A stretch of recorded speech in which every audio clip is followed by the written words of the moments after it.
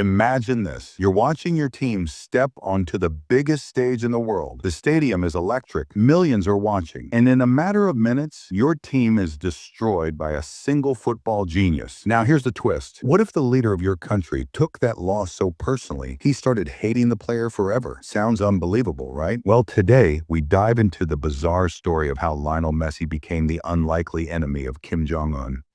But before we begin, I've got a question for you. Do you think just one football match can create a lifelong grudge between two people who've never even met? Drop your answer in the comments below and stick around because I'll give you mine at the end. Welcome back, legends. On this channel, we uncover the wildest and most fascinating stories from the world of sports. Today, it's not just about football. It's about pride, politics, and how one man's brilliance on the pitch became another man's nightmare. This is the match that made Kim Jong-un hate Lionel Messi. So grab your snacks, get comfortable, and let's rewind to where it all started. The year was 2010. The World Cup was being held in South Africa. For the rest of the world, it was a celebration. But for North Korea, just qualifying was a political statement. Their leadership wanted to show that against all odds, they could stand alongside the giants of football. Inside North Korea, though, the stakes were terrifying.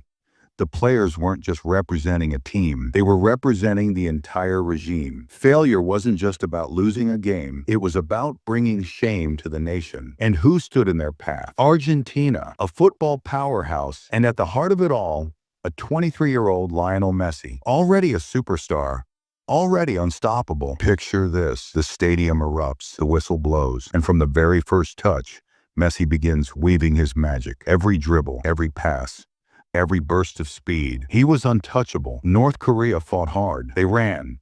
They tackled. They defended with everything they had. For a few moments, it looked like they could hold their ground. But Messi kept pulling the strings. He created chance after chance, slicing through the defense. Gonzalo Higuain scored 3 goals, a hat trick, but make no mistake, Messi was the architect.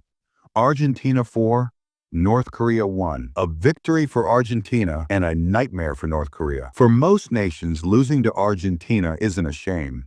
But in North Korea, it was seen as a disaster. Reports later claimed that when the team returned home, the players were punished, accused of betraying the nation's trust. And who became the symbol of their embarrassment? Lionel Messi. His highlights were shown all over the world. Every replay, every clip was like a wound reopening for Kim Jong-un. So what did the regime do? Rumors say Messi's highlights were banned in North Korea. Imagine that, erasing the best player in the world from your TV screens just because he was too good. Now think about this. Kim Jong-un, a leader obsessed with being untouchable, had to watch his country humbled by a young Argentine superstar. Messi didn't even score in the game, but he controlled everything.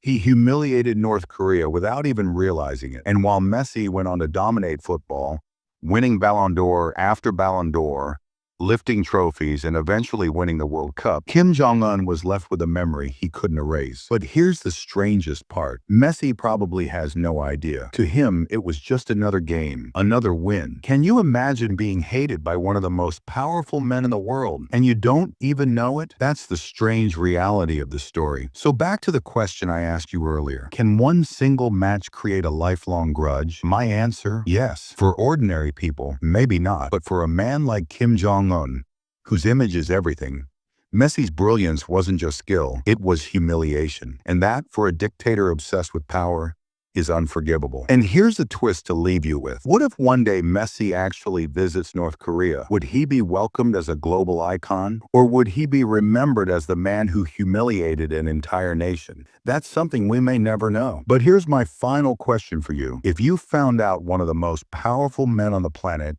secretly hated you just because of your talent, would you feel proud? Or would it scare you? Comment your thoughts. I'll be reading every single one. If this story blew your mind, hit that like button, subscribe for more unbelievable sports stories, and share this with a football fan who loves drama as much as the game itself. Thanks for watching. And remember, in football, the score fades, but the stories live forever.